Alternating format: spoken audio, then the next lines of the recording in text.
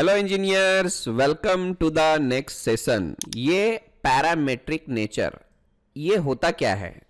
तो देखिए, इस स्टेटमेंट को हमें पूरा पढ़ना है, फिर समझना है और फिर हम प्रैक्टिकल करके देखेंगे। PTC Creo parametric is parametric in nature, मतलब इसका मतलब आपको अभी थोड़ी देर में समझ में आ जाएगा। Which means that the feature of a part becomes interrelated if they are drawn by taking the reference of each other। यहां पर बोला गया है Creo parametric parametric in nature है। इसका मतलब यह है कि जब कोई पार्ट दूसरे पार्ट के रेफरेंस में लेकर के बनाया जाता है तो उन दोनों के बीच में इंटर रिलेशन यानी रिलेशन क्रिएट हो जाता है। You can define the dimensions or the attributes of a feature at any time। आप किसी भी टाइम पे उस फीचर के डायमेंशन को चेंज कर सकते हो, अपने हिसाब से ले सकते हो। The changes will propagate automatically throughout the model। मतलब जैसे ही आप चेंज करोगे ऑटोमेटिकली वो अपडेट होगा। अब इस बात को समझिए जरा सा, उसके बाद मैं आगे का समझाता हूं। सपोज कर लीजिए मैं यहां एक नया फाइल लेता हूं एंड ओके करता हूं। अब यहां पे मैं थोड़ा बेसिक सेटिंग कर लेता हूं। पहले स्केचर में जाऊंगा, यहां पर इस बटन को हमें ऑन करना होगा पहले, और यहां से मैं 2.5 के आसपास ले लेता हूं। ओके, और इधर से मैं डिफॉल्ट ओरिएंटेशन करूंगा। 1 सेकेंड, ये जो है एक और चीज हमें करना चाहिए, मॉडल डिस्प्ले में जाके इसको मैं आइसोमेट्रिक कर देता हूं। ये देख लीजिए। सपोज कर लीजिए मैंने इस प्लेन को सिलेक्ट किया, स्केच में जाता हूं और यहां पर मैं एक रेक्टेंगल ड्रॉ करता हूं कुछ इस तरह से, मिडिल माउस, और इसको हम कोई डायमेंशन डाल देते हैं। एक और सेटिंग हमें कर लेना चाहिए, यहां से फाइल ऑप्शंस, इधर स्केचर में जाने के बाद लॉक मॉडिफाइड डायमेंशन को ऑन कर लेना चाहिए। ओके, बाकी और कोई ज़रूरत नहीं है, बाकी सब ठीक ठाक है।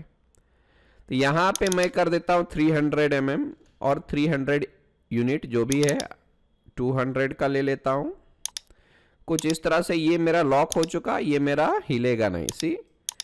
अगर आप इस कलर के साथ खुश हैं तो ऐसे ही रहने दीजिए, नहीं तो आप चेंज भी कर सकते हो। ये जो रिलेशंस दिख रहे हैं हॉरिजॉन्टल वर्टिकल, अगर आपको नहीं पसंद है तो आप यहां से जाके ये देखिए कंस्ट्रेंट डिस्प्ले ऑफ कर दीजिए, तो आपको नहीं दिखेगा। ठीक है, मैं यहां पर एक और रेक्टेंगल ड्रॉ करता हूं कुछ इस तरह से, मिडिल माउस, और देख लीजिए ये मैं ले लेता हूं 30 mm, ये मैं ले लूंगा 75 mm, ये मैं ले लूंगा 50 mm, और ये मैंने ले लिया 40 mm का। बस ओके ओके कर देता हूं। अब इसको हम एक्सट्रूड कर लेते हैं जितना भी लगे। यहां पर मैं ज़्यादा नहीं 100 mm का ले लेता हूं, और 100 यूनिट, अभी हमने यूनिट नहीं डिसाइड किया है, वो हम सीखेंगे बाद में, डोंट वरी। ओके, यहां से हम पकड़ के इसको शेडिंग विथ एजेस कर देते हैं। ये देख लीजिए मैंने एक एक्सट्रूजन किया इस तरह का। अब मैं क्या करता हूं, सो देखो मैंने इस फेस को सिलेक्ट किया, स्केच में जाता हूं। ओके, अभी मैं एक रेफरेंस लेता हूं, जैसे यहां पर बुक में बोला गया है ना, कोई भी विच मीन्स मतलब रेफरेंस लेकर के बनाएगा, which means that the feature of a part becomes inter related where drawing the reference of each other. देखिए ये रेफरेंस का मतलब क्या होता है जरा समझिए।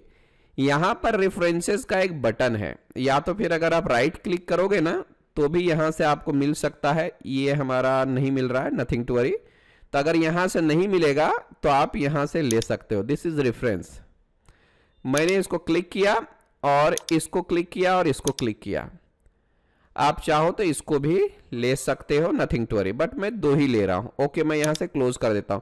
अगर आप गौर से देखेंगे तो यहां पर 2 डॉटेड लाइंस क्रिएट हो चुके हैं, ये रेफरेंस लाइंस हैं। अब मैं यहां पर एक रेक्टेंगल ले लेता हूं कुछ इस तरह से, जो कि इसके बराबर जा रहा है।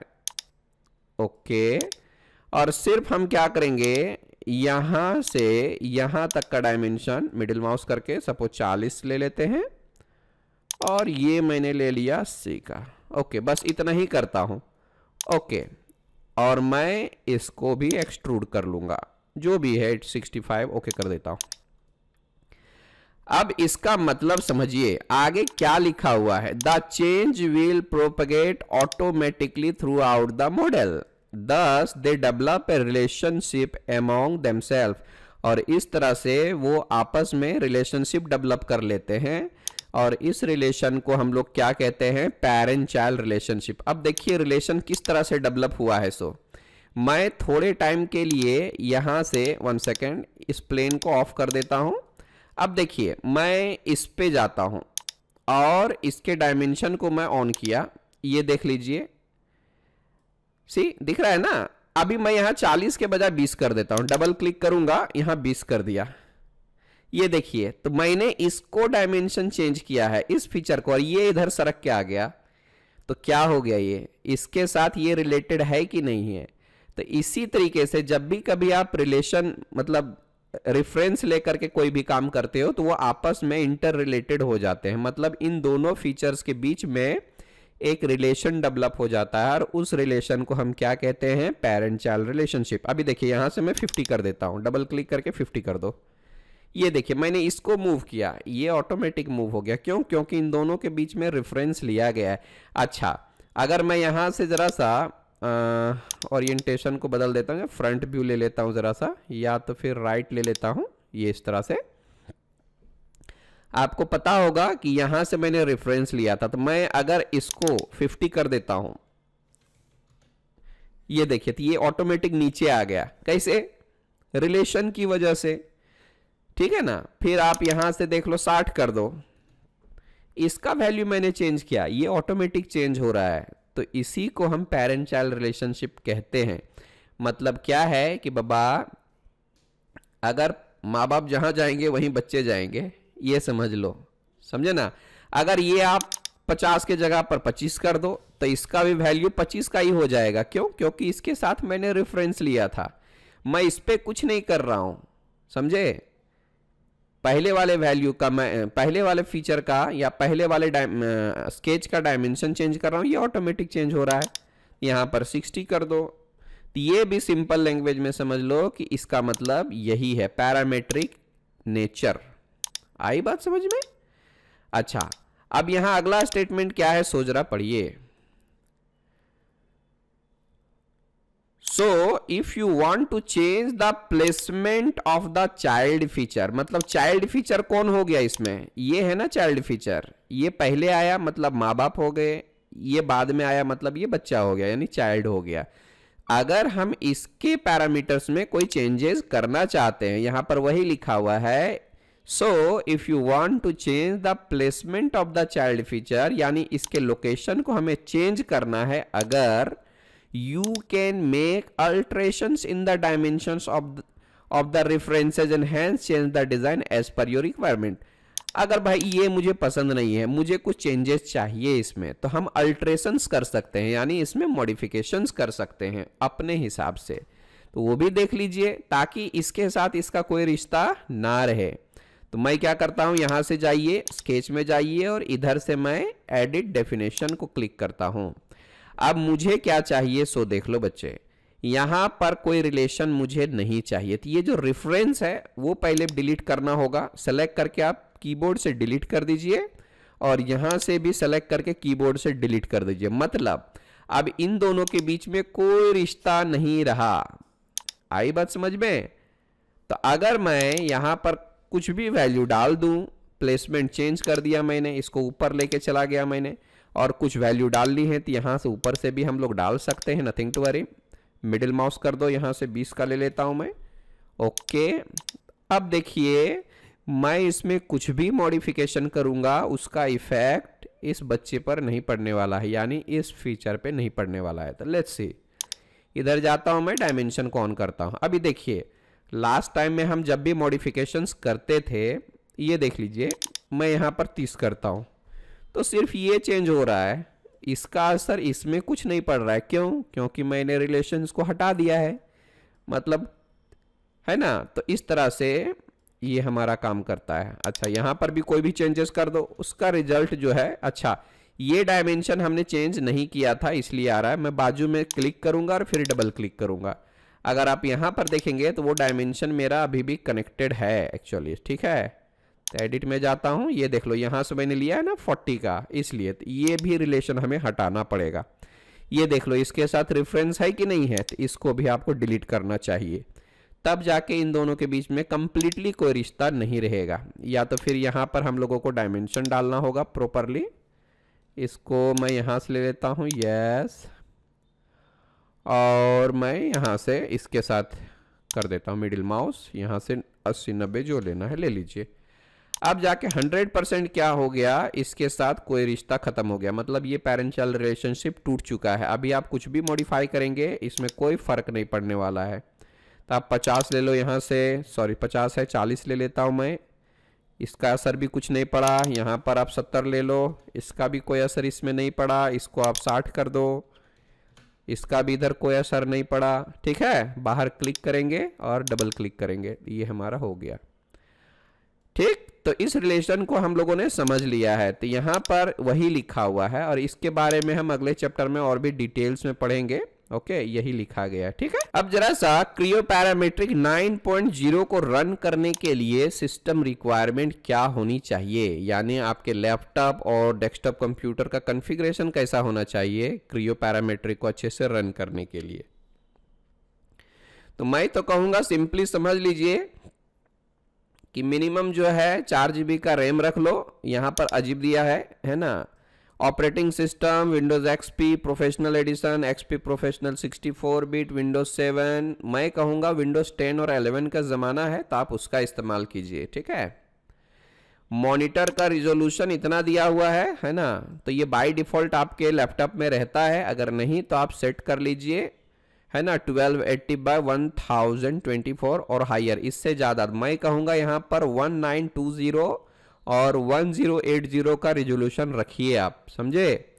प्रोसेसर जो है कोर i3 के ऊपर रख लो आप। प्रोसेसर जो है ये काफ़ी पुराना है, स्लो चलेगा, तो इसलिए चल सकता है, इंस्टॉल हो जाएगा, बट अच्छे से रन करने के लिए आप कोर i3 या फिर i5 यूज़ कीजिए।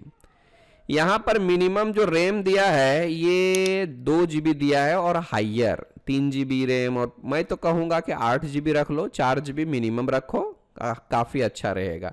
ये सीखने के लिए ठीक है, 2 GB 3 GB का रैम में आप सीख सकते हो, बट प्रोफेशनल काम करने के लिए आपके कंप्यूटर का कॉन्फ़िगरेशन अच्छा होना चाहिए, ठीक है। मिनिमम जो है 10 GB खाली रहना चाहिए आपके सी ड्राइव में, जिस ड्राइव में आप इस सॉफ्टवेयर को इंस्टॉल करोगे। इंटरनेट की ज़्यादा ज़रूरत आपको पड़ेगी नहीं, ऐसे भी आप यूज़ कर सकते हो। एक माउस चाहिए 3 बटन वाला, है ना। अगर ग्राफिक्स कार्ड रहे तो काफ़ी अच्छी बात है, मिनिमम 1 GB का ग्राफिक्स कार्ड आप ज़रूर रखिएगा, इससे आपका कंप्यूटर फास्ट चलेगा और मॉडल का लुक भी अच्छा आएगा, ठीक है। कुल मिला के क्या करना है, कोर i3 कोर i5 का प्रोसेसर, मिनिमम 4 GB का रैम, 1 GB का ग्राफिक्स कार्ड, इतने 3 चीज़ों की ध्यान रखना है, बाकी हमारा काम हो जाएगा। अब थोड़ा सा इंपॉर्टेंट टर्म्स एंड डेफिनेशन के बारे में जान लेते हैं। जैसे कि यहाँ पर पहला वर्ड दिया है इंटिटी। अब ये इंटिटी का मतलब क्या है, तो यहां पर जरा पढ़िए। An element of the section geometry is called an entity. The entity can be an arc, line, circle, point, conic coordinate system and so on. When one entity is divided at a point then the total number of entities are 2।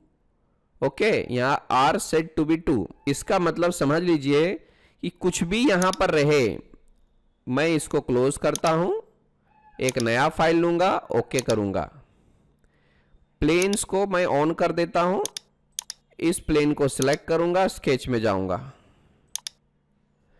यहां से ये कुछ भी लो, rectangle लो, circle लो, या कोई dimension लो, या कोई line लो, समझ में आ रही बात। तो ये अभी कितने एंटिटी हो गए, ये हमारा 4 एंटिटी हो गया, 4 लाइन, एक ये 5 और ये 6। अगर मैं यहाँ पर किसी लाइन को डिवाइड कर देता हूँ, जैसे यहाँ से मैंने इस पॉइंट को डिवाइड कर दिया, ये मेरा अभी 2 हो गया, एक ये और एक ये, तो ये 2 एंटिटी हो चुके हैं। ये अलग एंटिटी है और ये अलग एंटिटी है। समझ में आई बात? वही इसका कहने का मतलब है। अब यहां दूसरा जो वर्ड आया है डायमेंशन, इसका मतलब क्या? It is the measurement of one or more entity. Dimensions किसको कहते हैं? ये जो दिख रहा है आपको, ये सारी चीजें डायमेंशंस होती हैं। ये ऑटो डायमेंशन आ जाएंगे। आप चाहो तो यहाँ से अपना खुद का भी ले सकते हो। जैसे आप यहाँ से यहाँ तक का डिस्टेंस डालना चाहते हो, दोनों को सेलेक्ट करके मिडिल माउस बटन को क्लिक कर देना है। जितना भी लेना है वैल्यू टाइप कीजिए और इंटर प्रेस कर दीजिए, तो ये ऑटोमेटिक अपडेट हो जाएगा। और फिर यहाँ से लेकर के यहाँ तक लेना चाहते हो, दोनों को सिलेक्ट करके मिडिल माउस प्रेस कर दीजिए, ये भी हमारा काम हो गया। सी, तो इस तरह से डायमेंशन, ये डायमेंशन होता है, चाहे वो कुछ भी रहे, हॉरिजॉन्टल, वर्टिकल, एंगल, ओके ना, या दो पॉइंट के बीच का डिस्टेंस रहे, जैसे कि आप यहाँ से लेकर के यहाँ तक का लेना चाहते हो, मिडिल माउस, सी यहाँ से ये वैल्यू आ गया, 350 का लेना है ले लो। तो ये जितने भी चीजें हैं इसको हम डायमेंशंस कहते हैं। ओके, अब यहाँ एक और चीज बड़ा इंपॉर्टेंट है जिसको बोलेंगे कंस्ट्रेंट। कंस्ट्रेंट क्या है? सो देख लीजिए, ये है एक तरह से logical operations. Constraints are logical operations that are performed on the selected geometry to make it more accurate in defining its position in size with respect to the other geometry. अब इसका मतलब जरा समझ लो आप, कंस्ट्रेंट क्या होता है। देखिए मैं आपको थोड़ा सा समझाता हूं। इन सब को मैं डिलीट कर देता हूं। मैं फिर से एक प्लेन को सेलेक्ट करूंगा, 1 सेकेंड, मैं यहां से बाहर निकल जाता हूं, सेलेक्ट करके स्केच में जाऊंगा। जैसे सपोज कर लीजिए कि मैंने एक यहां पर लाइन लिया है, मिडिल माउस एक सर्कल लेता हूं। अब इन दोनों के बीच में मुझे टेंजेंसी अप्लाई करनी है, तो मैं कहां जाऊंगा? इस कंस्ट्रेंट का इस्तेमाल करूंगा। ये हम आगे डिटेल्स में जानेंगे, फिलहाल तो इतना जान लीजिए कि लॉजिकल ऑपरेशंस होते हैं। जैसे कि ये टेंजेंट हो गया, वर्टिकल करना है वर्टिकल कर लो, हॉरिजॉन्टल करना हॉरिजॉन्टल कर लो, परपेंडिकुलर करना है कर सकते हो, नथिंग टू वरी। सपोज मैं एक लाइन और यहाँ से ले लेता हूँ, ऐसा करके मिडिल माउस देख लो, समझे ना। अभी अब डायमेंशन को अगर हाइड करना है ना, तो यहाँ से डायमेंशन को आप ऑफ कर सकते हो, तो कोई भी डायमेंशन आपको दिखाई नहीं देगा। तो देख लीजिए अभी मैं थोड़ा सा करने वाला हूँ। ये लिया वर्टिकल, इसको मैं सेलेक्ट करता हूँ, ये हमारा वर्टिकल आ गया। अगर ये साइन नहीं आ रहा है तो यहाँ से आप उसको ऑन कर सकते हो। ये कंस्ट्रेंट को ऑन कर देंगे तो ये रिलेशन आ जाएगा। ये देख लो यहाँ पर रिलेशन आ गया, ये हमारा वर्टिकल रिलेशन है, ये मेरा हॉरिजॉन्टल रिलेशन है, समझे। अभी मैं अंडू करता हूँ। अभी मैं इन दोनों के बीच में टेंजेंसी अप्लाई करना चाहता हूँ, तो ये लिया टेंजेंसी, इसको सेलेक्ट करो और इसको सेलेक्ट करो, इन दोनों को मैंने रिलेशन डाल दिया है, टेंजेंट, ये दोनों टेंजेंट हो गए। मिडिल माउस परपेंडिकुलर करना है, इसको पकड़ लो और इसको पकड़ लो, दोनों आपस में भी परपेंडिकुलर हो जाएंगे। ये देख लीजिए परपेंडिकुलर टोटल, और ये साइन भी आ चुका है सी यहाँ पर।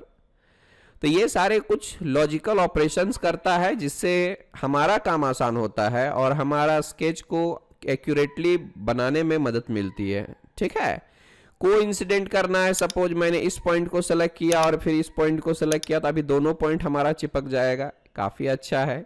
अभी मैं इसको और इसको भी टेंजेंट करना चाहता हूं, ये ले लो, यहां पकड़ा मैंने, इसको पकड़ा, ये देखो इसके भी टेंजेंट आ गया और इसके भी टेंजेंट आ गया। ये जितने भी चीजें हैं ये लॉजिकल ऑपरेशंस है और काफी इंपॉर्टेंट होता है, तो इसी को आप कंस्ट्रेंट बोल सकते हो, यहां पर लिखा हुआ है। समझ में आई बात? अच्छा, आप चाहते हो, ये देख लो, ये मेरा छोटा है, ये मेरा बड़ा है, दोनों को इक्वल करना है, सेलेक्ट करो इक्वल को, इसको और इसको सेलेक्ट कर लो, दोनों अभी इक्वल हो चुके हैं। अगर मैं एक का डायमेंशन चेंज करूंगा तो दूसरा वाला ऑटोमेटिकली चेंज हो जाएगा। आई बात समझ में? तो इसी को आप कंस्ट्रेंट बोल सकते हो। मिडिल माउस सपोज कर लो ये और ये पैरेलल करना है, तो आप यहाँ से पैरेलल भी कर सकते हो, इसको सेलेक्ट कर दो, इसको सेलेक्ट करो, ये दोनों हमारे पैरेलल हो चुके हैं। सी, फिर से कोइंसिडेंट करना है, आप इसको सेलेक्ट कीजिए, यहाँ से इन दोनों को सेलेक्ट कर लीजिए, ये हमारा हो गया। कितना आसान है। तो ये कुछ लॉजिकल ऑपरेशंस हैं जो हमें मदद करता है हमारे स्केच को प्रॉपरली बनाने में, यानी अच्छे से बनाने में, मतलब एक्यूरेट बनाने में मदद करता है। आई बात समझ में? तो कंस्ट्रेंट इसी को बोलते हैं। आने वाले सेशन में हम सबका इस्तेमाल बड़ा डिटेल्स में देखने वाले हैं, इसके बिना तो हमारा कोई काम ही नहीं होता, याद रखिए। डायमेंशन को अगर मैं यहाँ से ऑन कर दूं तो सारे जो आउटो डायमेंशंस हैं वो सब आपको दिखाई देने लगेगा, आप बाद में चेंज भी कर सकते हो, नथिंग टू वरी। यहाँ पर दिया हुआ है पैरामीटर्स। पैरामीटर क्या होता है भाई? ये देख लो यहाँ पर, it is defined as a numeric value और a word that defines a feature. Parameters का मतलब ये समझ लो, ये है सपोज 267.00, तो ये एक पैरामीटर है, आप इसकी वैल्यू को चेंज कर सकते हो। तो ये जो है ये पैरामीटर है, हम कभी भी किसी भी एंटिटी का पैरामीटर को चेंज कर सकते हैं, यानी वैल्यू को चेंज कर सकते हैं। अब यहां पर बोला गया है the parameters can be modified at any time, जैसा कि मैंने बोला कि आप कभी भी उसके पैरामीटर को चेंज कर सकते हो। जैसे यहाँ 6 to 1.17 है, मैं यहाँ पर 500 चाहता हूँ, 500 कर दिया, डबल क्लिक करके बस उसमें अपना वैल्यू डाल देना है। इस तरह से आपके पैरामीटर्स को बदला जा सकता है। 100 सपोज कर लो, तो ये है पैरामीटर जो कि कभी भी चेंज किया जा सकता है। Okay, relations is an equation that relates to entity. Relation बोल सकते हो, जैसे कि मैंने इस सर्कल को और इस लाइन को रिलेशन अप्लाई किया है, यानी टेंजेंसी। दो बड़े ही इंपॉर्टेंट टॉपिक यहां पर दिख रहे हैं, weak dimensions and weak constraint. ये काफी इंपॉर्टेंट होता है, तो जरा इसको भी हम पढ़ लेते हैं। क्या लिखा हुआ है? Weak dimensions and weak constraints are temporary dimensions or constraints that appear in light blue color. Okay, these are automatically applied to the sketch. इसका मतलब है temporary dimensions और temporary constraint होते हैं जो कि लाइट ब्लू कलर में appear होते हैं, और these are automatically applied to the sketch. इसका मतलब ये है कि जब भी कभी हम कोई स्केच को बनाते हैं, ये देख लीजिए मिडिल माउस, ये देखिए लाइट ब्लू कलर में हमारा अपियर हो गया है।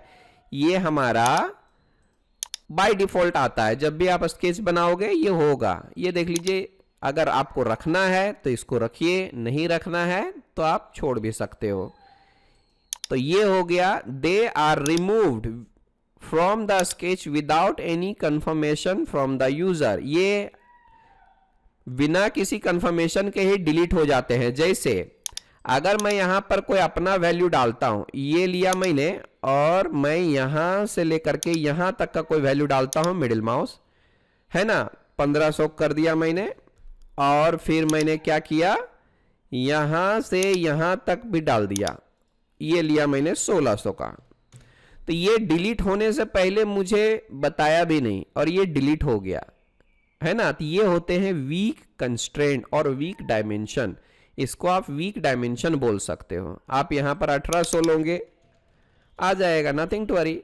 अच्छा, एक और चीज यहां पर देखिए, अभी है ना 366.35। मैं सपोज यहां पे क्लिक करता हूं, यहां पे क्लिक किया, मिडिल माउस, ये देखिए अभी जो भी डायमेंशंस है, एक्स्ट्रा डायमेंशन आ रहा है यहाँ पे, तो वो मुझे डिलीट करना पड़ सकता है। मे बी ये 100 को मैं डिलीट कर देता हूँ, यहाँ पर 370 के बजाय 350 कर दूंगा, और फिर से हम यहाँ से पकड़ के यहाँ तक लेंगे, मिडिल माउस। ये देखिए ये 366 वाला था, मुझे बिना कंफर्मेशन के ही डिलीट हो गया। तो इसका मतलब ये है कि बाबा ये वीक डायमेंशन था, समझे, बिना कंफर्मेशन के ही डिलीट हो जाता है। ये हो गया। अब आगे पढ़ते हैं जरा सा। द वीक डायमेंशंस और weak constraints should be change to strong dimensions और constraints if they seem to be useful for the sketch. अगर ये वीक डायमेंशन और वीक कंस्ट्रेंट अगर हमारे लिए यूजफुल है, जैसे कि ये एग्जैक्टली है, सही है, तो आप इसको स्ट्रॉन्ग डायमेंशन में कन्वर्ट कर सकते हो। कैसे? उसका वैल्यू चेंज करके, ठीक है, आगे आपको पता चलेगा। अब देखिए यहां पर क्या लिखा हुआ, strong dimension and strong constraints. Strong dimension and constraint appear dark blue in colour. These dimensions and constraints are not removed automatically. All dimensions added manually to a sketch are a strong dimensions. Manually जो भी हम dimensions add करते हैं वो सब हमारे strong dimensions होते हैं। जैसे मैंने इसको क्लिक किया, इसको क्लिक किया और मिडिल माउस किया, तो ये अभी जो वैल्यू आया वो मेरा स्ट्रॉन्ग डायमेंशन होगा। और ये डिपेंड करता है कलर आपने जो वहां से सेटिंग किया है वो। मैं देख लो यहां पर लेता हूं, अभी मैंने इसको लिया और इसको लिया और मिडिल माउस किया, ये देख लीजिए 360 ले लेता हूं, तो ये जो वैल्यू आया मेरा स्ट्रॉन्ग डायमेंशन है, समझे ना। अब ये वैल्यू मेरा चेंज नहीं होने वाला है, आई बात समझ में। तो ये काफी इंपॉर्टेंट है। सी हाँ, ये एंगल वगैरह चेंज हो रहा है, ये वर्टिकल डायमेंशन तो हमारा लॉक है ना, इससे ज़्यादा तो नहीं हो सकता हमारा, या कम भी नहीं हो सकता। अगर मैंने यहाँ पर डबल क्लिक करके एंगल भी ये देखो स्ट्रॉन्ग कर दिया, तो ये एंगल भी मेरा चेंज नहीं होगा। तो जो भी आप मॉडिफाई करते हो वो हमारा स्ट्रॉन्ग डायमेंशन में कन्वर्ट हो जाता है, और यहाँ से जो भी वैल्यू आप अप्लाई करते हो वो भी हमारा स्ट्रॉन्ग डायमेंशन में कन्वर्ट हो जाता है। समझ में आई बात? ओके, अगर मैं यहाँ पे डबल क्लिक कर दूं, 900 कर दूं, तो ये देख लीजिए पूरी तरह से हमारा ये स्ट्रॉन्ग डायमेंशन में कन्वर्ट हो चुका, और ये मेरा चेंज भी नहीं हो रहा है। समझे ना? आप चाहो तो यहाँ डबल क्लिक करके वैल्यू चेंज करेंगे तो ये थोड़ा सा इधर उधर हो सकता है। तो ये होता है स्ट्रॉन्ग डायमेंशन। यहाँ पर बोला गया अगर कोई भी वीक डायमेंशन को यूज़ करना चाहते हो तो आप यूज़ कीजिए, अगर वो यूज़फुल है तो, नहीं तो आप अपना खुद का डायमेंशन डालिए और उस वीक डायमेंशन को स्ट्रॉन्ग डायमेंशन में कन्वर्ट कीजिए। आई ना बात समझ में? एक यहाँ पर टिप दिया हुआ है, ये टिप क्या बोलता है सो जरा पढ़ लेते हैं। क्या बोला है देख लीजिए। When several strong dimensions और constraint conflict, मतलब एक से ज़्यादा स्ट्रॉन्ग डायमेंशन और कंस्ट्रेंट्स कन्फ्लिक्ट करते हैं, जिसकी ज़रूरत नहीं है वो भी हम अगर डाल रहे हैं, तो PTC Creo parameter makes the constraint and dimension appear in blue colour that prompts you to delete one or more of them. इसका मतलब क्या है सो जरा समझिए। अच्छा, अभी देखिए मैंने ये सारी चीज़ें स्ट्रॉन्ग डायमेंशन में कन्वर्ट कर दिया है, ठीक है, और मैं फिर भी यहाँ से यहाँ तक का डायमेंशन मैं डालना चाहता हूँ। जैसे या तो यहाँ से यहाँ तक का ले लेते हैं, यहाँ से पकड़ा मैंने, यहाँ तक ले लिया मिडिल माउस, तो ये देख लो एक्स्ट्रा कहीं तो आ रहा है हमारा। समझे ना? तो या तो आपको इनमें से किसी को भी डिलीट करना पड़ेगा। सपोज ये 100 को डिलीट करना है, यहाँ से आप डिलीट कर सकते हो। एक्स्ट्रा चाहिए नहीं, एक्स्ट्रा बिल्कुल भी हमें नहीं चाहिए, जितनी की ज़रूरत है उतना ही लीजिए। अगर एक्स्ट्रा आप लेते हो स्ट्रॉन्ग डायमेंशन या फिर स्ट्रॉन्ग रिलेशन, तो वो इस तरह का डायलॉग बॉक्स आपके सामने ला देगा और वहाँ से आप कुछ ना कुछ डिलीट कीजिए, तब जाके ये सही आएगा। आई ना बात समझ में? अच्छा, समझ लीजिए एक बाबा, हमें ये पता है एक वर्टिकल लाइन एक हॉरिजॉन्टल लाइन के बीच का एंगल कितना होगा, 90 डिग्री, और फिर भी हम यहाँ पर 90 डिग्री डाल रहे हैं, यहाँ पे दोनों के बीच 90 डिग्री। तो डेफिनेटली ये देखो डार्क कलर में आ गया, और उसमें से कोई भी चीज़ एक डिलीट करना होगा, चाहे वो हॉरिजॉन्टल रिलेशन डिलीट करो, वर्टिकल रिलेशन डिलीट करो, या फिर ये जो एंगल हमने डाला है उसको डिलीट करो। तो मैं सपोज हॉरिजॉन्टल को डिलीट करता हूँ, है ना? तो ये तो अंडरस्टूड है ना, मतलब एक हॉरिजॉन्टल लाइन और एक वर्टिकल लाइन के बीच का एंगल डेफिनेटली 90 डिग्री का होगा। फिर ये 90 दिखाने की क्या ज़रूरत है?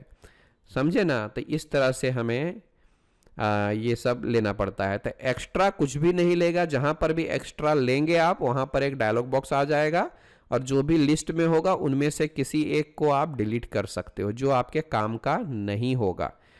तो आई थिंक ये सब हम लोगों को अभी समझ में आ चुका है ना? तो ये काफी इंपॉर्टेंट था, आगे देखेंगे फिर। चलिए फिर मिलते हैं अगले सेशन में। इसकी जरूर एक बार प्रैक्टिस कर लो, और लेक्चर को दोबारा देखना है तो दोबारा देख लो। ठीक, मिलेंगे अगले सेशन में। Bye, good day.